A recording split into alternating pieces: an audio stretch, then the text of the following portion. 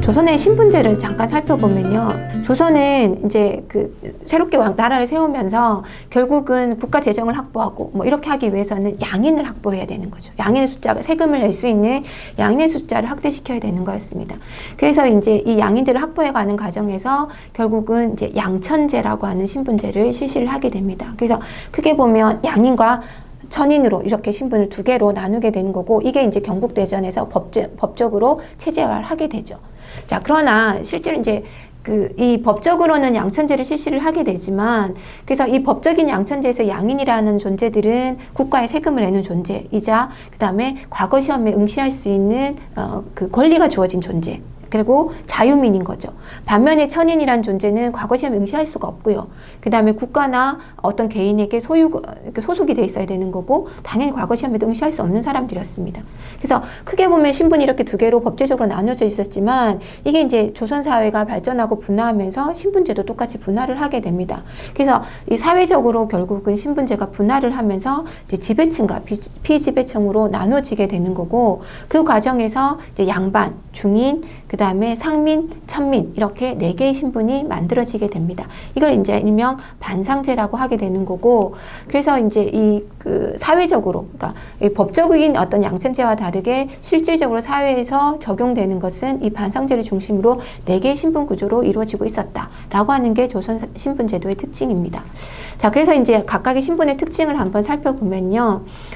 양반은 원래 이제 문반과 무반, 이 사람들을 이제 묶어서 양반이라고 했는데, 이들이 이제 하나의 지배층으로 자리를 잡으면서 결국 이들뿐만 아니라 이들의 가족까지도 모두 이제 우리가 양반이라고 하는 신분으로 묶어서 표현을 하게 되는 거고, 이들은 당연히 이제 관직에 나가서 관직을 독점하는 사람들이었던 거고, 그 다음에 조상들로부터 물려받았던 토지, 노비 이런 걸로 경제적으로 좀 충족한 사람들, 거기다가 이제 관리로 나갔으니까 그 역을 지는 거에 대한 어떤 수조권, 그 다음에 녹봉을 받잖아요. 이런 부분으로서 경제적인 어떤 혜택을 누리고 있었던 사람이라고 볼 수 있고요. 그 다음에 이제 그 중간층이라고 할 수 있는 게 이제 중인인데, 이 중인은 쉽게 말하면 이제 이 양천제 속에서 이제 그 양반 중심의 특정한 이제 양반이 최고 신분층이 되면서 실무를 담당할 이렇게 이제 좀 세분화시키는 과정에서 나온 층이 이제 중인층이 됩니다. 그래서 말 그대로 신분의 중간층이라고도 얘기할 수 있는데, 이들은 이제 흔히 말하는 실무를 담당하는 설이나 향리, 그다음에 군인,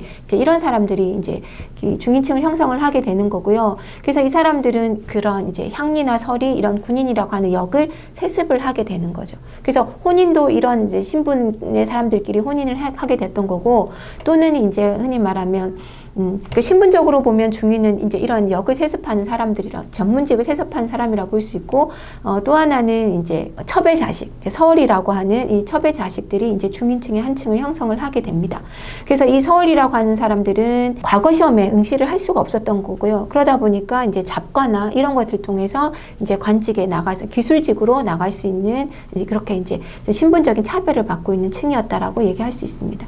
자, 그리고 이제 상민이라고 하는 것은 일명 이제 그 생산을 담당하는 층인 거죠. 그래서 이제 대부분은 이제 농민인 거고요. 거기에 이제 수공업자, 그 다음에 상인, 이런 사람들도 다 이 상민에 포함이 되게 됩니다. 자, 그리고 여기 이제 주목되는 게, 신분은 이제 상민인데, 그 다음에 이들이 행하는 그 그러니까 그 역할들이 굉장히 천한 그 직종들을 하고 있어서 이제 이들을 일명 신량역천이라고 부르는데요. 대표적으로 뽑으면 역졸, 수군, 그 다음에 나장, 그러니까 형벌하는 이런 사람들이 대표적으로 신량역천인으로 이제 이렇게 꼽히고 있었습니다. 그리고 또 하나 이제 우리가 주목해야 되는 것은, 일명 이제 고려 사회에서는 일반 농민들, 그죠? 그러니까 특정한 역을 지지 않는 이러한 농민들을 우리가 백정이라고 불렸는데, 이 백정이란 개념이 조선시대에 들어오면 이제 달라지게 되는 거죠. 그래서 이제 조선 초에 이제 양인들을 많이 확대시키는 과정에서 고려 시대에 이제 화인이나 그 다음에 제인이나 화척이었던 이런 사람들을 다 이제 세종이 이제 백정으로 만들게 되고 백정이라 부르라고 하게 됩니다. 자, 그래서 이제 백정이 됐는데, 문제는 그러한 이제 제인이나 화척을 백정으로 부르게 되다 보니까 이 조선 사람들은 이들을 이제 이 백정이라는 사람들은 그 흔히 말하는 도살업자들, 이 화척들이 하는 역할들 이런 걸로 이제 그 서서히 규정을 하게 되고 그러면서 이 백정이라는 개념을 이제 고려와는 다르게 도살업을 하는 사람, 사회적인 차별을 받는 사람으로 이제 규정을 하게 되는 거죠. 그래서 이러한 백정에 대한 사회적 차별은 조선시대 내내 이어지게 되는 거고 조선에서만 끝나는 게 아니라 일제시대 때까지 이어져서 결국은 일제시대 때 가면 이런 이제 백정들이 자기네 신분을 회복하기 위한 이제 형평운동 이런 것들까지도 이어지게 됩니다. 그러니까 이런 신분적 차별이 상당히 오랫동안 지속되었다는 것을 알 수가 있는 거죠. 자, 그리고 마지막에 천민은 이제 대부분이 노비인 거죠. 그래서 이제 국가에 소속돼 있거나 개인의 어떤 재산으로 소속돼 있는 사람들입니다. 그래서 이 조선 전기의 노비 같은 경우에는 부모 중에 한 사람만 그 천민이면 노비이면 자손들은 무조건 하고 노비가 되는 그래서 일천이면 이제 즉천이 되는 이러한 이제 제도가 확립이 되게 되는데요. 한 가지 예를 들어드리면 다물살이라고 하는 이 여성인과 그 다음에 양반 사이에 소송이 하나 붙게 되는데 이 다물살이라고 하는 이 여성이 뭐라 주장하냐면 자기는 성균관에 소속되어 있는 관노비라고 주장을 합니다. 근데 반면에 이제 이 양반은 뭐라 얘기냐면 그렇지 않다. 저 다물살이 여성은 양인이다. 이렇게 주장을 하게 되는 거죠. 그러니까 우리가 생각할 때는 스스로가 노비라고 주장하는 게 더 이상할 수 있잖아요. 근데 이 다물살이가 이제 이렇게 주장하는 이유는 뭐냐면 다물살이는 노비랑 결혼을 한 거예요. 그리고 그 노비 사이에서 자식을 낳은 겁니다. 그러면 그 자식은 아버지가, 그러니까 엄마가 뭐 양인이든 노비든 관계없이 일단 아버지가 노비이기 때문에 이 자식들은 노비가 되는 거죠. 자, 그런데 만약에 엄마가 노비면, 그다음 엄마 아빠가 다 노비일 경우에는 엄마를 따라가는 경향이 커요. 그러니까 엄마를 소유하고 있는 노비 주인이 이 자식들도 같이 데려가는 겁니다.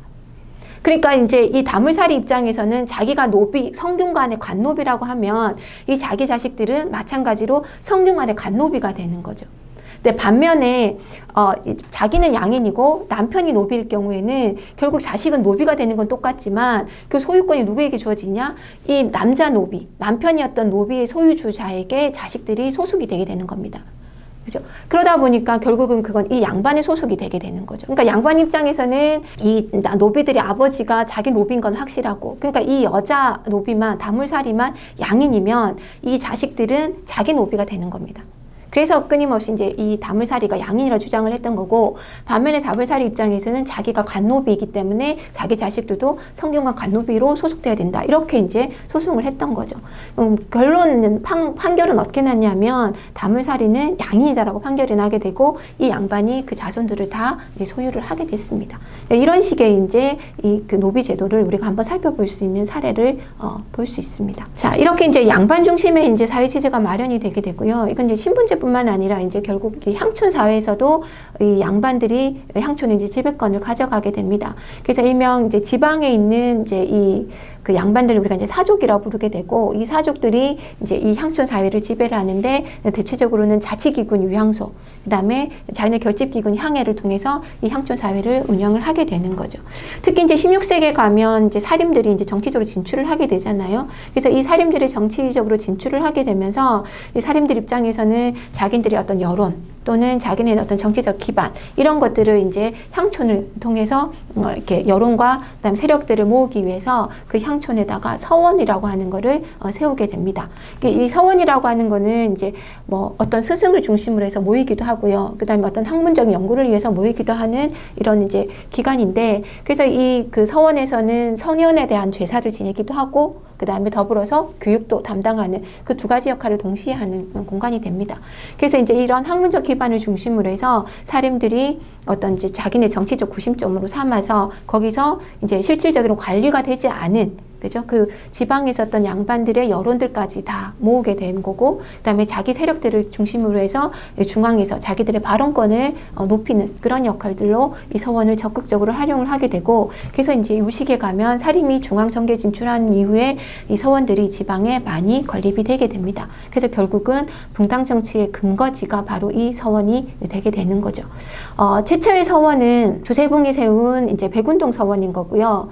자, 이 백운동 서원에 이제 나중에 이게 이제 풍기 지방, 지금의 그 영주인 그 풍기 지방에 주세붕이 지방간으로 내려가면서 이제 백운동 서원이라는 걸 세웠었던 건데, 그 이후에 이제 이왕이 이제 다시 그 지역에 내려가게 됩니다. 그래서 이왕이 왕에게 요구를 해서 사액, 그러니까 그 액자를 내려달라라는 거. 사액이라고 하는 것은 액자를 내려주는 겁니다. 왕이 이제 직접 그 서원의 이름을 지어서 내려보내주는 거죠. 그래서 이제 그거에 소수서원이라고 하는 현액을 내려주게 됩니다. 그래서 이제 이 백운동 서원은 소수서원으로 바뀌게 되는 거고, 그래서 우리나라 최초의 서원은 백운동 서원이지만 우리나라 최초의 사액 서원은 소수서원이 되는 거죠. 이름이 바뀌면서 자, 그래서 이제 이렇게 서원이 만들어지게 되는데, 서원은 앞서 얘기한 대로 선현에 대한 제사와 교육을 같이 한다 그랬잖아요. 그래서 그 구조를 보면 앞부분에 이제 이 강학 교육을 담당하는 이 건물이 배치가 되고요. 그다음 선현에 대한 제사를 지내는 사당이 뒤에 위치를 하게 됩니다. 그다음에 이제 그 강당 주변으로 이제 이렇게 그러니까 그 공부하는 사람들이 머물 수 있는 그 제가 마련이 되게 되는데, 요거를 이제 중앙에 있었던 성균관이랑 비교하면 성균관도 마찬가지로 제사와 교육을 같이 하는 공간이었거든요. 성균관 같은 경우에는 그 대성전, 즉 제사를 지낼 대성전이 앞쪽에 있고, 그다음에 교육을 담당하는 명륜당이 오히려 더 뒤에 있습니다. 그래서 서원이랑 그 성균관은 똑같이 제사와 교육을 감당하지만 그 위치가 배치가 좀 다르다라고 하는 거를 참고를 해서 보시면 좋겠습니다. 자, 그리고 이런 서원뿐만 아니라 이 이제 사족들은 향약이라고 하는 자기들 나름의 자치 규약을 통해 가지고 이 향촌 질서를 유지를 하게 되는데, 이 향약 같은 경우도 중종 때 이제 이 조광조가 여시 향약을 처음으로 이제 도입을 하게 되는 거고, 그 뒤에 이제 이왕이나 이가 이제 널리 이제 보급을 하면서 확대가 되게 됩니다. 그래서 이 향약이라고 하는 것은 결국은 향촌 질서를 도모를 한다거나 농민들을 교화를 하는 이제 그런 역할들을 하게 되면서 사림들이 향촌 질서를 이제 향촌을 지배하는데 굉장히 중요한 역할을 하게 되는 거죠.